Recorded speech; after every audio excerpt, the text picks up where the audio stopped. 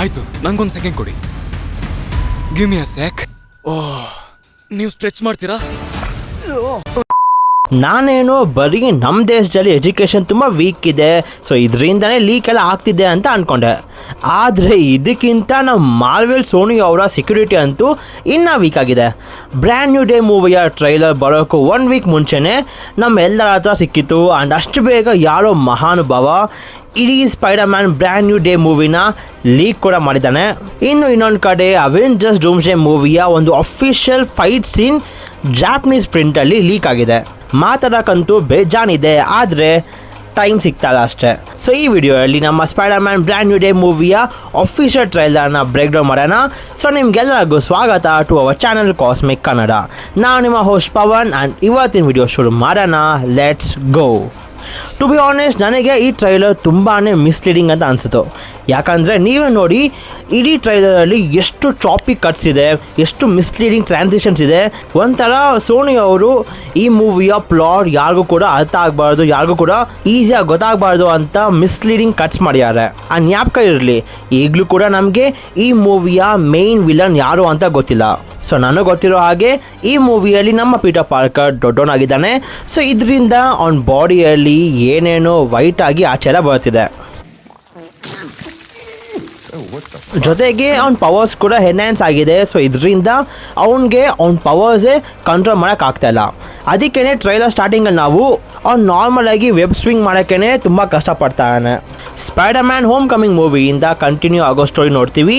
ನಮ್ಮ ಸ್ಕಾರ್ಪಿಯೋ ಅವನ ಒಂದು ಕಾಮಿಕ್ ಆ್ಯಕ್ಯುರೇಟ್ ಸೂಟಲ್ಲಿ ಒಂದು ಬ್ಯಾಂಕ್ನ ಲೂಟ್ ಮಾಡೋಕ್ಕೆ ಹೋಗಿರ್ತಾನೆ. ಆ್ಯಂಡ್ ನೀವು ನೋಡಬಹುದು, ಅಲ್ಲಿ ಪೊಲೀಸ್ ಅವರು ಬಂದಿದ್ರು ಕೂಡ ಯಾರು ಕೂಡ ಸ್ಕಾರ್ಪಿಯೋನ ಕ್ಯಾಪ್ಚರ್ ಮಾಡೋಕ್ಕೆ ಆಗ್ತಿರಲ್ಲ.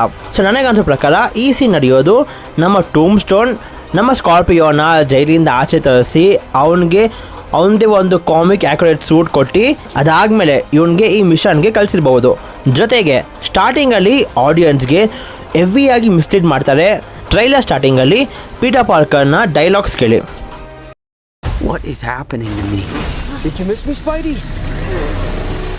I'm losing my mind. I am totally out of control. ಆ ಡೈಲಾಗ್ಸ್ಗೂ ಜೊತೆಗೆ ಅವನ ಒಂದು ಬ್ಲ್ಯಾಕ್ ಐಸ್ಗೂ. ಸೊ ಈ ಥರ ಸೀನ್ಗಳು ನೋಡುವಾಗ ನಮಗೇನು ಅನಿಸುತ್ತೆ, ಪಕ್ಕಾ ಬ್ರೋ ಈ ಮೂವಿಯಲ್ಲಿ ನಮ್ಮ ಸ್ಪೈಡರ್ ಮ್ಯಾನ್ಗಂತೂ ವೆನಾಮ್ ಸಿಂಬಿಯೋಟ್ ಪಕ್ಕ ಸಿಗುತ್ತೆ ಅಂತ ನಾವು ಅಂದ್ಕೊತೀವಿ. ಆದರೆ ನಮಗೆ ಗೊತ್ತು ವೆನಾಮು ಇಲ್ಲ, ಮಣ್ಣು ಇಲ್ಲ ಅಂತ. ಅದೇ ಥರ ಮೇ ಬಿ ಇಲ್ಲಿ ನಮ್ಮ ಸ್ಕಾರ್ಪಿಯೋ ಸೂಟಲ್ಲೂ ಕೂಡ ಅವನ ಒಂದು ಟೇಲಲ್ಲಿ ಒಂಥರ ಪಾಯ್ಸನ್ ಇಕ್ಕಿರ್ಬೋದು. ಸೊ ಇದರಿಂದನೇ ನಮ್ಮ ಪೀಟರ್ ಪಾರ್ಕರ್ ಅದರಿಂದ ದೂರ ಹೋಗ್ತಿರ್ಬಹುದು. ಸೊ ಮೇ ಬಿ ಈ ಮೂವಿಯಲ್ಲಿ ನಾವು ಒಂದು 3 to 4 years ಟೈಮ್ ಜಂಪ್ ನೋಡ್ತೀವಿ. ಸೊ ಆ ಗ್ಯಾಪಲ್ಲಿ ನಾವು ಈ ಟೆರಾಂಚುಲಾ, ಬೂಮರ್ಯಾಂಗೋ ಇವನ್ನೆಲ್ಲ ನೋಡ್ತೀವಿ. ಸೊ ನಮ್ಮ ನೆಡ್ ಮತ್ತು MJ ಈಗ ಫೈನಲ್ ಇಯರ್ಗೆ ಬಂದಿದ್ದಾರೆ. ನೆಡ್ ಸ್ಪೈಡರ್ ಮ್ಯಾನ್ನ ದೊಡ್ಡ ಫ್ಯಾನ್ ಆಗಿರ್ತಾನೆ. ಆ್ಯಂಡ್ ಸ್ಪೈಡರ್ ಮ್ಯಾನ್ ಯಾರು ಅಂತ ಅವ್ನು ಹುಡುಕ್ತಿರ್ತಾನೆ. ಜೊತೆಗೆ ಅವನೇ ಒಂದು ಡಿವೈಸ್ ಕೂಡ ರೆಡಿ ಮಾಡಿರ್ತಾನೆ, ಸ್ಪೈಡರ್ ಟ್ರ್ಯಾಕರ್ ಅಂತ.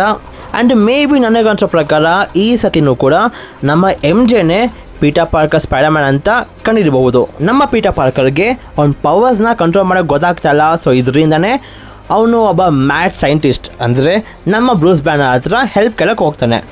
ಸೊ ಶಿ ಹಲ್ಕ್ ಆದಮೇಲೆ ನಮ್ಮ ಪ್ರೊಫೆಸರ್ ಹಲ್ಕ್ ಇನ್ಹಿಬಿಟರಿಂದ ಗಾಮಾ ಫ್ಲೋಸ್ನ ಕಂಟ್ರೋಲ್ ಮಾಡ್ತಿರ್ತಾನೆ. ಆ್ಯಂಡ್ ಗೆಸ್ ವಾಟ್, ಈ ಇನ್ಹಿಬಿಟರ್ನ ಬಿಲ್ಡ್ ಮಾಡಿರೋದು ನಮ್ಮ ಸ್ಟಾರ್ಕ್ ಇಂಡಸ್ಟ್ರೀಸ್ ಅವರು. ಸೊ ಯಾರೆಲ್ಲ ಈ ಮಹಾ ಲೆಜೆಂಡ್ ಸೀರೀಸ್ ಆದ ನಮ್ಮ ಶಿ ಹಲ್ಕ್ ನೋಡಿದರೆ ಅದರಲ್ಲಿ ಬ್ರೂಸ್ ಹೇಳ್ತಾನೆ, ಟೋನಿ ಸ್ಟಾರ್ಕ್ ಮತ್ತು ನಮ್ಮ ಬ್ರೂಸ್ ಬ್ಯಾನರ್ ಇಬ್ಬರು ಕೂಡ ಬೀಚ್ ಪಕ್ಕ ಒಂದು ಲ್ಯಾಬ್ನ ಬಿಲ್ಡ್ ಮಾಡಿ ಕೆಲವೊಂದು ಎಕ್ಸ್ಪೆರಿಮೆಂಟ್ಸ್ ಮಾಡ್ತಿರ್ತಾರೆ. ಸೊ ಆಗಲೇ ನಮ್ಮ ಟೋನಿ ಸ್ಟಾರ್ಕ್ ನಮ್ಮ ಬ್ರೂಸ್ ಬ್ಯಾನರ್ಗೋಸ್ಕರ ಈ ಥರ ಒಂದು ಇನ್ಹಿಬಿಟರ್ನ ಬಿಲ್ಡ್ ಮಾಡಿರ್ತಾನೆ. ಸೊ ಪೀಟರ್ ಪಾರ್ಕರ್ ಇಲ್ಲಿ ಬ್ರೂಸ್ ಹತ್ರ ಹೋಗಿ ಅವ್ನ ಸಿಚುವೇಶನ್ ಹೇಳ್ಕೊತಾನೆ, ಲೈಕ್ ಅವ್ನ ಬಾಡಿ ಅಪ್ಗ್ರೇಡ್ ಆಗ್ತಿದೆ, ಅಂದರೆ ಪವರ್ಸ್ ಅಷ್ಟೇ ಅಲ್ಲ ಕೆಲವೊಂದು ಡಿಸ್ಅಡ್ವಾಂಟೇಜ್ ಕೂಡ ಇದೆ ಅಂತ. ಸೊ ಮೇ ಬಿ ಇಲ್ಲಿ ಬ್ರೂಸ್ನ ಇನ್ಹಿಬಿಟರ್ ಥರ ನಮ್ಮ ಪೀಟರ್ ಪಾರ್ಕರ್ಗೂ ಕೂಡ ಒಂದು ಡಿವೈಸ್ನ ರೆಡಿ ಮಾಡ್ಕೊಳ್ಬಹುದು. ಆ್ಯಂಡ್ ಮೇ ಬಿ ಅದಕ್ಕೆ ಅನಿಸುತ್ತೆ ನಮ್ಮ ಪೀಟರ್ ಪಾರ್ಕರ್ನ ಕಣ್ಗಳು ನಾರ್ಮಲಿಂದ ಸಡನ್ನಾಗಿ ಬ್ಲ್ಯಾಕ್ ಆಗೋದು. ಸೊ ಮೇ ಬಿ ಈ ಟೈಮಲ್ಲೇ ನಮ್ಮ ಬ್ರೂಸ್ ಬ್ಯಾನರ್ ಅವನ ಒಂದು ಗಾಮಾ ರೇಡಿಯೇಷನ್ಸ್ನ ಕಂಟ್ರೋಲ್ ಮಾಡೋಕ್ಕೇ ಪೀಟರ್ ಪಾರ್ಕರ್ಗೆ ಒಂದು ಗಾಮಾ ವೆಬ್ ಶೂಟರ್ಸ್ ಬಿಲ್ಡ್ ಮಾಡ್ಕೊಳ್ಬೋದು. ಜ್ಞಾಪಕ ಇಟ್ಕೊಳ್ಳಿ, ಇವೆಲ್ಲ ಏನೇ ಆಗ್ತಿದ್ರು ಇವೆಲ್ಲನೂ ಕೂಡ ನಡೆಯೋದು ಮೂವಿಯ ಫಸ್ಟ್ ಆ್ಯಕ್ಟಲ್ಲಿ. So Peter Parker housewarming ಪಾರ್ಟಿಗಂತ ನಮ್ಮ ನೆಡ್ ಮತ್ತು MJ ರೂಮಿಗೆ ಹೋಗ್ತಾನೆ. ನೆಡ್ ಸ್ಪೈಡಿ ಟ್ರ್ಯಾಕರ್ ಬಗ್ಗೆ ತಿಳಿಸ್ಕೊಡ್ತಾನೆ. ಇಲ್ಲೂ ಕೂಡ ನಾವು ಒಂಥರ ಚಾಪಿಕ್ ಕಟ್ಸ್ ನೋಡ್ತೀವಿ. ಡೈಲಾಗಿಗೂ ಸೀನ್ಗೂ ಯಾವುದೇ ಸಂಬಂಧ ಇಲ್ಲ. ಒಂಥರ ಆಡಿಯನ್ಸ್ನ ಮ್ಯಾನಿಪುಲೇಟ್ ಮಾಡ್ತಿದ್ದಾರೆ. ಸೊ ನನಗೆ ಅನ್ಸೋ ಪ್ರಕಾರ ಇಲ್ಲಿ ನಮ್ಮ ನೆಡ್ ಪಾಯಿಂಟ್ ಮಾಡ್ತಿರೋದು ಪೀಟರ್ ಮತ್ತು MJಯ ಬಾಯ್ ಫ್ರೆಂಡ್ಗೆ. ಯಾಕಂದರೆ ರಿಪೋರ್ಟ್ಸ್ ಪ್ರಕಾರ ಈ ಮೂವಿಯಲ್ಲಿ ನಮ್ಮ MJ ಬಾಯ್ ಫ್ರೆಂಡ್ ಬಂದು ಸ್ಪೈಡರ್ ಮ್ಯಾನ್ನ ಒಬ್ಬ ವಿಲನ್ ಆಗಿರ್ತಾನಂತೆ. ನೆಕ್ಸ್ಟ್ ನಾವು ತುಂಬ ಇಂಟ್ರೆಸ್ಟಿಂಗ್ ಸೀನ್ ನೋಡ್ತೀವಿ ವಿಚ್ ಮೈಟ್ ಬಿ ಈ ಮೂವಿಗೆ ತುಂಬಾ ಇಂಪಾರ್ಟೆಂಟ್ ಮೇಜರ್ ಪ್ಲಗ್ ಪಾಯಿಂಟ್ ಆಗಬಹುದು. ಸೊ ಹೆಡ್ ಆಫ್ DODC ಅವನು ನಮ್ಮ ಸ್ಪೈಡರ್ ಮ್ಯಾನ್ಗೆ ನ್ಯೂಯಾರ್ಕ್ ಸಿಟಿಯಲ್ಲಿ ಒಂದು ಥ್ರೆಟ್ ಬಗ್ಗೆ ತಿಳಿಸ್ತಾನೆ. ಸೊ ಯಾರೋ ಒಬ್ಬಳು ನಮ್ಮ NYCಗೆ ಬಂದು ಎಲ್ಲ ಮೈಂಡು ಕೂಡ ಮ್ಯಾನಿಪುಲೇಟ್ ಮಾಡ್ತಿದ್ದಾಳೆ. ಆ್ಯಂಡ್ ಅವಳು ಆ ಮೈಂಡ್ ಮ್ಯಾನಿಪುಲೇಷನ್ನ ಯಾವಾಗ ಮಾಡ್ತಿದ್ದಾಳೆ, ಹೇಗೆ ಮಾಡ್ತಿದ್ದಾಳೆ ಅಂತ ಟ್ರ್ಯಾಕ್ ಮಾಡೋಕ್ಕೆ ಆಗ್ತಾಯಿಲ್ಲ. ಆ್ಯಂಡ್ ಅದನ್ನ ಟ್ರ್ಯಾಕ್ ಮಾಡೋಕ್ಕಾಗೋದು ನಿಂಗೊಬ್ಬಂಗೆ ಮಾತ್ರ. ಯಾಕಂದರೆ ನಮ್ಮ ಸ್ಪೈಡರ್ ಮ್ಯಾನ್ ಹತ್ರ ಅವನದೇ ಒಂದು ಸ್ಪೈಡರ್ ಟಿಂಗಲ್ ಅಂದರೆ ಸ್ಪೈಡರ್ ಸೆನ್ಸ್ ಇದೆ. ಸೊ ಇದರಿಂದಾನೇ ಜೊತೆಗೆ ನೀವು ನೋಡಬಹುದು ನಮ್ಮ ಪೀಟರ್ ಪಾರ್ಕರ್ ಒಂದು ಡಿವೈಸ್ನ ರೆಡಿ ಮಾಡ್ಕೊಂಡಿದ್ದಾನೆ. ಸೊ ದಟ್ ಅವಳು ಯಾವಾಗೆಲ್ಲ ಮೈಂಡ್ ಮ್ಯಾನಿಪುಲೇಟ್ ಶಿಫ್ಟ್ ಮಾಡ್ಕೊತಾಳೋ ಅದನ್ನೆಲ್ಲ ಕೂಡ ಟ್ರ್ಯಾಕ್ ಮಾಡೋಕ್ಕೆ. ನೆಕ್ಸ್ಟ್ ಸೀನಲ್ಲಿ ನಾವು ಒಂದು ಅರ್ತ್ ಕ್ವೇಕ್ ಥರ ನೋಡ್ತೀವಿ. ನನಗನ್ಸಿದ್ದು ಮೇ ಬಿ ಅವಳ ಪವರ್ಸ್ನ ಸ್ಪ್ರೆಡ್ ಮಾಡ್ತಿರ್ಬಹುದು ಅಂತ. ಆದರೆ ಮೇ ಬಿ ಈ ಸೀನ್ ಕೂಡ ನಮ್ಮ ಸ್ಕಾರ್ಪಿಯೋ ಪ್ರಿಸನಿಂದ ಎಸ್ಕೇಪ್ ಆಗೋ ಸೀನ್ ಕೂಡ ಆಗಿರಬಹುದು. ಆ್ಯಂಡ್ ನೆಕ್ಸ್ಟ್ ನಾವು ನಮ್ಮ ಫೀಮೇಲ್ ಮ್ಯೂಟೆಂಟ್ ಅವಳ ಪವರ್ನ ಸ್ಪ್ರೆಡ್ ಮಾಡಿ ನೋಡ್ತೀವಿ. ಅಲ್ಲಿ ಎಲ್ಲರಿಗೂ ಕೂಡ ಎಫೆಕ್ಟ್ ಆಗ್ತಿರತ್ತೆ, ಆದರೆ ನಮ್ಮ ಪನಿಷರ್ ಮತ್ತು ನಮ್ಮ ಸ್ಪೈಡರ್ ಮ್ಯಾನ್ನ ಬಿಟ್ಟು. ಸೊ ಪನಿಷರ್ಗೆ ಯಾಕೆ ಅವಳ ಪವರ್ ಎಫೆಕ್ಟ್ ಆಗ್ತಿಲ್ಲ ಅಂದರೆ ಮೇ ಬಿ ಪನಿಷರ್ ಮತ್ತು ಅವಳು ಇಬ್ಬರು ಕೂಡ ಒಟ್ಟಿಗೆ ವರ್ಕ್ ಮಾಡ್ತಿರ್ಬೋದು. ಆ್ಯಂಡ್ ಸ್ಪೈಡರ್ ಮ್ಯಾನ್ಗೆ ಯಾಕೆ ಇದು ವರ್ಕ್ ಆಗ್ತಿಲ್ಲ ಅಂದರೆ ಆಫ್ಕೋರ್ಸ್ ಸ್ಪೈಡರ್ ಟಿಂಗಲ್. ಸ್ಪೈಡರ್ ಮ್ಯಾನ್ನ ಸ್ಪೈಡರ್ ಪವರ್ಸಿಂದ ಅವಳಿಗೆ ಇವನ್ ಮೈಂಡ್ ಒಳಗೆ ಹೋಗೋಕ್ಕಾಗ್ತಾಯಿಲ್ಲ. ಸೊ ಅದರಿಂದಾನೇ ಇವಳು ಓಪನ್ ಆಗಿ ಮ್ಯಾನಿಪುಲೇಟ್ ಮಾಡ್ತಾಳೆ. ಲೈಕ್ ನಾವಿಲ್ಲಿ ನೋಡ್ಬೋದು ಮೇ ಬಿ ಅವಳಿಂದಾನೇ ನಮ್ಮ ಬ್ರೂಸ್ ಬ್ಯಾನರ್ನ ಮೈಂಡ್ ಒಳಗೂ ಕೂಡ ಹೋಗಿ ಗಾಮಾ ಇನಿಬಿಟರ್ನ ಬ್ರೇಕ್ ಮಾಡಿ ನಮ್ಮ ಬ್ರೂಸ್ ಬ್ಯಾನರ್ ಹಲ್ಕ್ ಕೂಡ ಆಗೋದು. ಸೊ ನಾವಿಲ್ಲಿ ನೋಡಬಹುದು ದ ಇನ್ಕ್ರೆಡಿಬಲ್ ಹಲ್ಕ್ ಮೂವಿಯಲ್ಲಿ ಹೇಗೆ ನಮ್ಮ ಹಲ್ಕ್ ಎಷ್ಟು ಸ್ಯಾವೇಜ್ ಆಗಿ ಒಂದು ಕ್ಲ್ಯಾಪ್ ಮಾಡ್ತಾನಲ್ಲ, ಅದೇ ಫೈಟ್ ಸೀನ ನಾವು ಇಲ್ಲಿ ನೋಡಬಹುದು. ಆ್ಯಂಡ್ ಈ ಸೀನ್ ಅಬ್ಸರ್ವ್ ಮಾಡಿ, ಯಾಕಂದರೆ ಈ ಸೀನಲ್ಲಿ ನಮ್ಮ ಪೀಟರ್ ಪಾರ್ಕರ್ಗೆ ಇನ್ನೂ ಆರ್ಗ್ಯಾನಿಕ್ ವೆಬ್ ಸಿಕ್ಕಿಲ್ಲ. ನಮ್ಮ ಬ್ರೂಸ್ ಮಾಡಿರುವ ಗಾಮಾ ರೇಡಿಯೇಷನ್ ವೆಬ್ಸ್ನ ಯೂಸ್ ಮಾಡ್ತಿದ್ದಾನೆ. ಸೊ ಹಾಗಿದ್ರೆ ಅರ್ಥ ಮಾಡ್ಕೊಳ್ಳಿ, ಈ ಮೂವಿಯಲ್ಲಿ ಸ್ಟಾರ್ಟಿಂಗಲ್ಲೇ ನಮ್ಮ ಬ್ರೂಸ್ ಬ್ಯಾನರ್ ಹಲ್ಕ್ ಆಗ್ತಾನೆ.